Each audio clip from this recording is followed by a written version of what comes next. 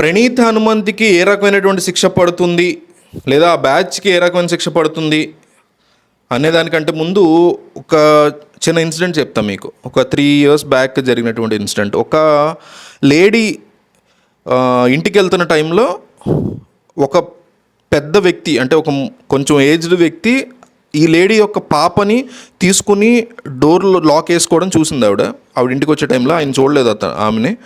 So he did something with the kid.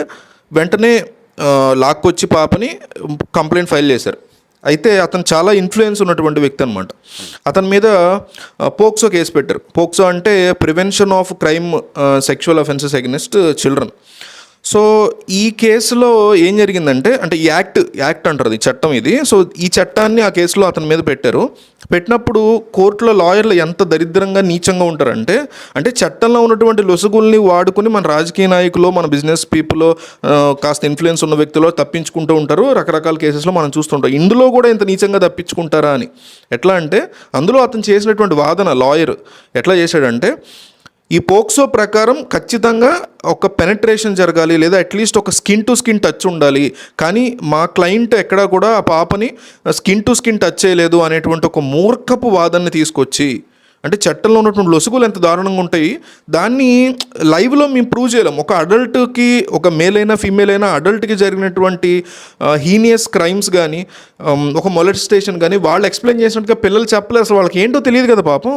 ఒక 7 ఏళ్ళు 6 ఏళ్ళు పాప. సో బాబైనా సరే ఎట్లా చెప్తారు వాళ్ళు ఆ ఏజ్లో? అసలు ఏం జరిగిందో తమకు తెలియదు. ఏదో జరిగిందని ఒక గాయం తెలుస్తోంది, చుట్టుపక్కల అందరూ తన కోసం ఏదో చేస్తున్నారనో, లేకపోతే తను ఒక వింతగా చూస్తున్నారనో భయం ఉంటుంది తప్ప. మీకు ఇదే సినిమా గార్గి సినిమాలో ఉంటుంది. గార్గి చూడమని నేను మొత్తుకుంటా జనాల్ని. గార్గి మస్ట్ వాచ్ మూవీ, చూడండి దయచేసి, ఈ సందర్భంగా చెప్తున్నా. సో ఈ ఇంత ఏజ్ ఉన్న పిల్లలు చెప్పలేరు కదా ఆ విషయాన్ని. సో ఇది కూడా యూజ్ చేసుకుని కోర్టు, అలా జడ్జి కన్నా బుర్ర ఉండాలి, నీచుడు ఆడు దరిద్రుడు, వదిలేశాడు. ఇంకా ఆ పర్సన్ ఇంకా వదిలేశారు. ఇక కేసే లేదు పోక్సో ఇతని మీద అనేసి వదిలేశారు. వదిలేస్తే అక్కడ అవుట్రేజ్ స్టార్ట్ అయింది బాగా సోషల్ మీడియాలో, బయట కూడా విపరీతమైన ధర్నాలు ఇది జరిగేసరికి మళ్ళీ ఆ కేసుని తీసుకొచ్చి స్పెషల్గా మనం ప్రతిదీ చట్టంలో చూడకూడదు, హ్యుమానిటేరియన్ గ్రౌండ్స్లో ఆలోచించాలనేసి అతన్ని అరెస్ట్ చేశారు, జైలు కూడా పెట్టారు. సో ప్రణీత్ హనుమంత్ మీద పోక్సో కేసు పడుతుందా అని అడుగుతున్నాను చాలామంది. పడదు. పడాలని కూడా నేను కోరుకోవట్లేదు. అతను అంత దుర్మార్గుడు నేను నమ్మట్లేదు. ఫస్ట్ ఆఫ్ ఆల్ అతను చేసింది తప్పే, కానీ అతను లైవ్లో ఒక వ్యక్తితో అట్లా చేయలే. అట్లా ఏమీ అతను దొరకలా, చేస్తాడనే ప్రూఫ్ లేదు, చేయడని కూడా నేను అంటలా.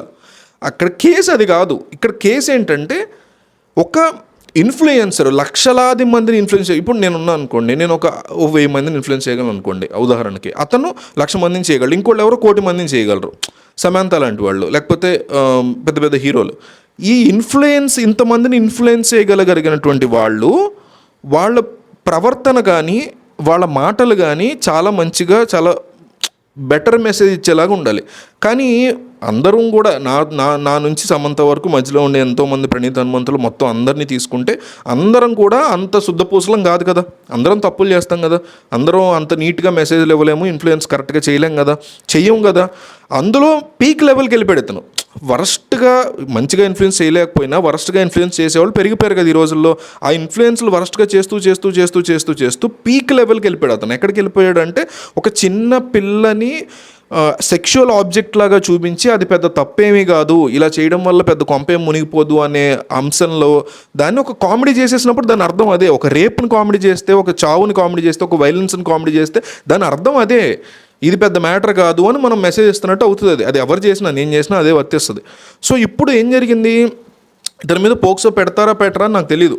పెడతారని అనుకుంటున్నా. పెట్టడం కూడా కరెక్ట్ కాదు నా ఉద్దేశంలో. ఎందుకంటే ఇక్కడ పాయింట్, అతను ఎవరిని సెక్షువల్గా అఫెండ్ చేయాల, సెక్షువల్గా అతన్ని వెళ్ళి ఎవరిని టచ్ చేయాల, లేకపోతే చేయలేదు అని చెప్పట్లా మనం. అసలు కేసు ఇది కాదు. ఇక్కడ ఒక రాంగ్ ఇన్ఫ్లుయెన్స్ ఇచ్చాడు, అది కూడా పీక్ రాంగ్ ఇన్ఫ్లుయెన్స్. పీడోఫైల్ థింగ్ని, పిల్లల పట్ల కామభావాలు కలిగి ఉండదని పీడోఫైల్ అంటారు, దాన్ని అతను నార్మలైజ్ చేసేసాడు. దీన్ని మనం కోర్టు కానీ కేసులు కానీ ఏ రకమైనటువంటి కేసు పెడతారు దీని మీద అనేది మనకు తెలియదు. పోక్సో పెడితే మాత్రం అది నిలబడదనే నేను అనుకుంటున్నాను. ఎందుకంటే దెర్ ఇస్ నో, అక్కడ ఏమీ ఏ రకమైనటువంటి పరిస్థితులు, ఏ మనిషి లేరు అక్కడ.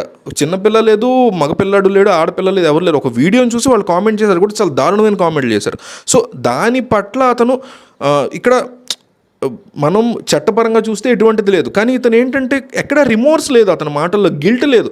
అతను ఒక్క వీడియో నేను చేసింది నేను సిగ్గుపడుతున్నా, నేను చాలా పెద్ద తప్పు చేశా, ఒక పాపం చేశాను, ఇట్లా మాట్లాడడం చాలా తప్పు, ఈ రకమైన రాంగ్ ఇన్ఫ్లుయెన్స్ ఇవ్వడం తప్పు, నేను నార్మలైజ్ చేసే ఉద్దేశంతో కాదు, నాకు చాలా పెద్ద తప్పు చేశాను అనేసి చెప్పకుండా రాంగ్గా ఇంటర్ప్రిట్ అయింది, అదొక జోక్ని వేరేలా తీసుకోవాల్సి వచ్చింది, వేరేలా వెళ్ళింది కాదు.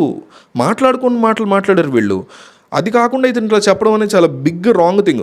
అది జరిగిపోయి ఉంటే తను చేసినటువంటి తప్పు విషయంలో ఒక అపాలజీ వీడియోలో స్ట్రాంగ్గా అతను రిమోర్స్ అవుతున్నట్టు, గిల్ట్ ఫీల్ అవుతున్నట్టు మనకు కనిపించి ఉంటే అసలు ఈ చట్టాలు కేసుల గురించి ఇంత అవుట్రీచ్ కూడా వచ్చేది కాదేమో.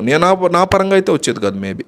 సో విషయం అక్కడ ఏంటంటే పోక్సో కేసు పడితే ఖచ్చితంగా అది ప్రూవ్ అవ్వకపోవచ్చు. ఒకవేళ పోలీసులు ఏదన్నా వేరే రకంగా ఉన్న వాళ్ళు ఇందులో రకరకాలు ఉంటాయి, ఒక యాక్ట్లో రకరకాల సెక్షన్స్ సబ్ సెక్షన్స్ ఉంటాయి.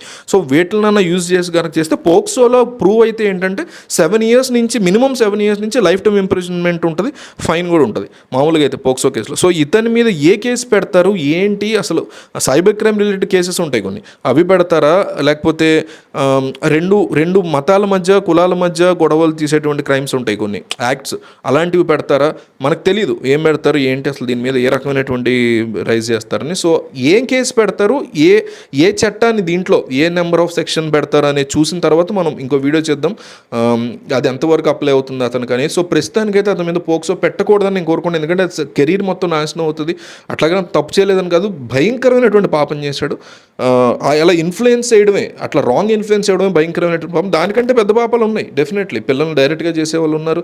ఇవాళే ఒక అతను అనకాపల్లిలో ఒక పిల్లల్ని చంపేసినటువంటి అతను సూసైడ్ చేసుకున్నాడు, ఆ గాలింపు చర్యలు చేపడితే అతని గురించి. సో ఇట్లా ఎన్నో రకాలు ఉన్నాయి, వాళ్ళ మీద పెట్టాలి యాక్చువల్లీ పోక్సో కేసులు. సో స్కిన్ టు స్కిన్ కాదు, ఇక్కడ పర్సన్ టు పర్సన్ అసలు ఏం జరగలేదు ఇక్కడ. So he's not a pedophile. చాలామంది pedophile he's not a pedophile until proven. అక్కడ అసలు కేసు కూడా అది ఫైల్ అవ్వదు. మన దగ్గర ఎటువంటి ప్రూఫ్స్ లేవు అతను పీడోఫైల్. ఆ రకమైన టాక్ చేయడం తప్పండి, ఆ రకమైనటువంటి థింగ్స్ నార్మలైజ్ చేయడం, ఒక ఇన్ఫ్లుయెన్సర్ చేయడం ఎంతోమంది చేస్తున్నారు. ప్రతిదీ ఖండించాలి మనం.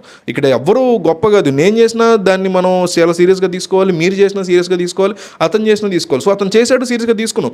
చిన్న కామెంట్లో లేకపోతే అనానిమస్ అకౌంట్లో అంటే కొన్ని వేల అకౌంట్లు అట్లా ఉన్నాయి, వాళ్ళందరినీ పట్టుకోవాలంటే డెఫినెట్లీ పట్టుకోవాలి. కానీ హయ్యెస్ట్ పాయింట్లో ఉన్నటువంటి ఇన్ఫ్లుయెన్సర్ కాబట్టి అతను చేశాడు కాబట్టి పట్టుకున్నాం. ఆ తర్వాత ఇంకొకళ్ళు ఎవరన్నా చేస్తుంటే ఆ తర్వాత అతను పట్టుకున్నాం. అట్లా అది that's how it should work. So case పరంగా చూస్తే అతను పడేటువంటి శిక్ష కానీ ఇంకోటి కానీ అతని మీద ఏ సెక్షన్ పెడతారనేది చూడాలి. పోక్సో గురించి చాలామంది అడుగుతున్నారు కాబట్టి ఈ వీడియో చేయడం జరిగింది.